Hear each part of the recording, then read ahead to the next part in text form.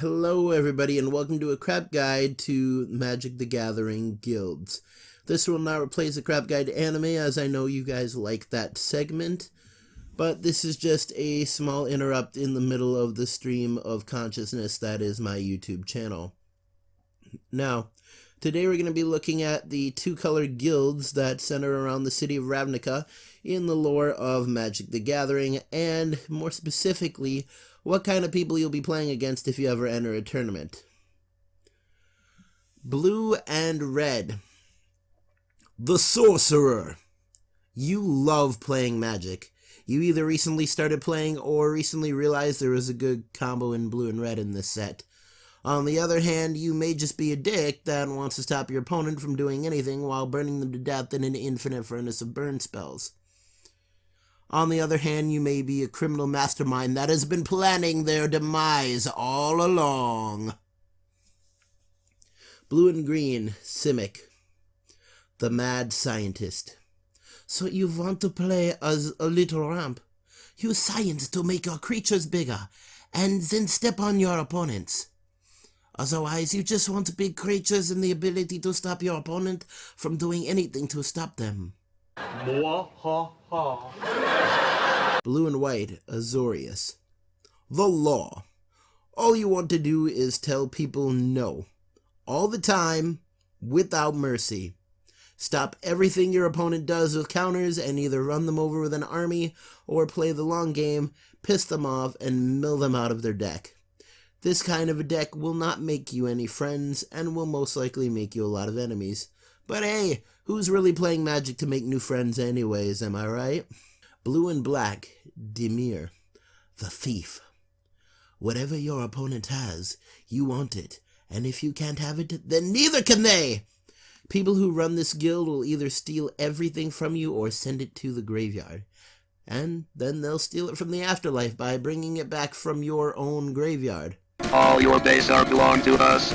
Red and Green, Gruul. The Middle School Bully. Don't be fooled by the bright red and green Christmas colors. No! Avoid at all costs. Take a forfeit loss if you must. No matter what Gruul players will tell you, and they will tell you a lot of stuff. The only reason they play Gruul is because they lost too many games, and they want bloody, awful, gory revenge. Courtesy of seeing how many times they can beat you, your creatures, and your fragile ego into the ground with their gigantic creatures and then just keep going. Their guild catchphrase is Gruul or die. If you remember nothing else, remember this: Gruul equals cruel, always. I will take this moment to make a short announcement. As strong as the guilds of Ravnica are, I think the only thing that's stronger than the guilds of Ravnica is a subscription to the Afro channel. And right now you have one of two choices: either be subscribed to the Afro channel or be about to be subscribed to the Afro channel. And the reason that it is so powerful is that once you hit that subscribe and hit that bell and click all, you will be notified for every single time that the Afro channel puts out content. Every single week, a new video, something new to entertain you when you're bored and lonely on those Sunday nights and you wish you could be watching something entertaining on YouTube, because, I mean, hey, we're all looking for the next best thing, aren't we?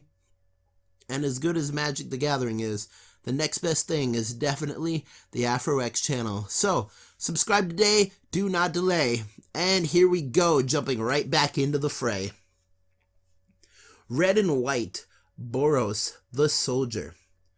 Boros players believe there is strength in numbers. They will do one of two things: advance by building an army and proceeding to steamroll right over your life points with it. These people are also likely to run Gruul.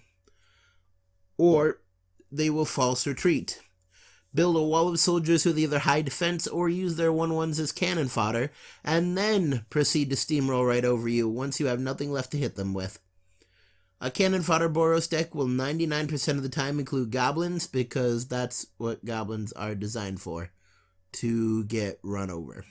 Red and Black, Rakdos, the Evil Clown.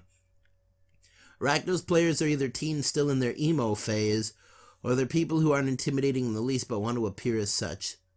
As a third option, they're just nerds trying to look cool and edgy to the outside world. Nothing looks cooler than using black and red spell cards to completely murder not only every creature that comes out, but also your opponent's life points, and laughing all the way as you do it. Because it's all just a grand show now, isn't it? No one's really getting hurt. Or are they?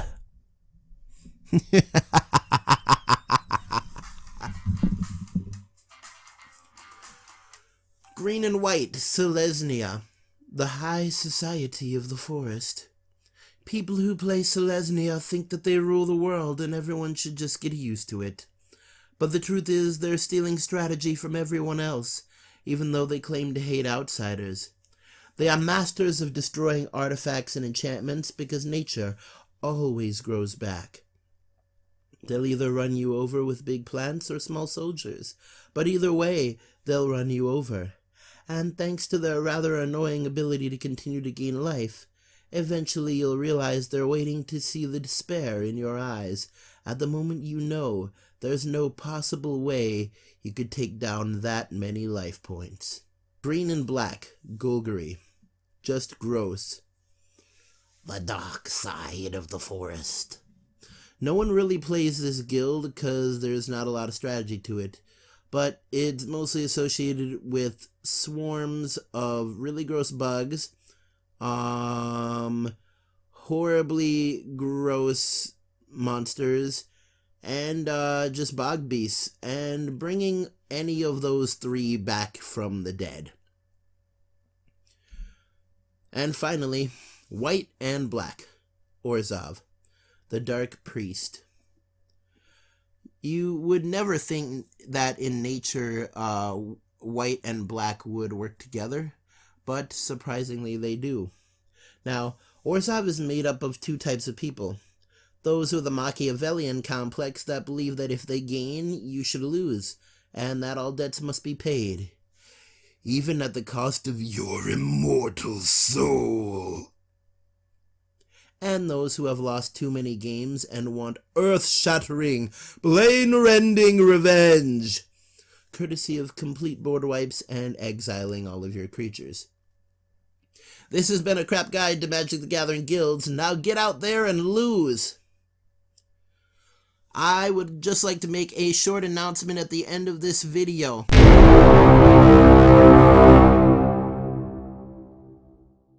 I will be hosting a competition for anyone that wants to enter. Once I hit 150 subscribers, I will be picking one person to receive my most recent album, which is called the Hi There EP.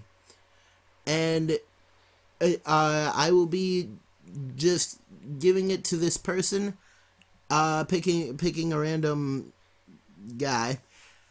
And all you have to do to enter this competition is you have to be subscribed to the Afro X channel. That's one.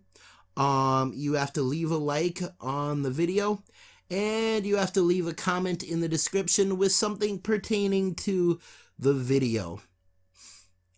I will also be making a point to mention a anime at the end of every one of my videos, and if you put the title of that anime in your comment, you have a much better chance of winning. So, just to review, all you have to do to enter the competition: be subscribed to the Afro X channel, leave a like on the video, and leave a comment. And if you really want to win, I will be saying the name of a random anime at the end of every one of my videos.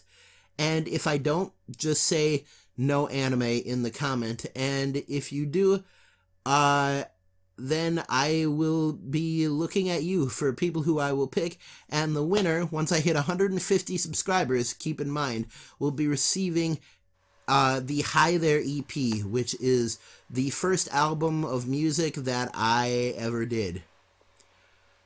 So, oh yes, one more note. If you ever meet a straight artifact player, ask them how to love, because most artifact players are in fact robots.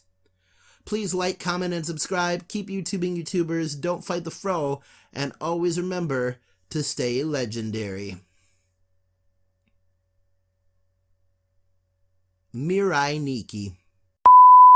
You watching this video right now should be either subscribed to the Afro X channel or be about to subscribe.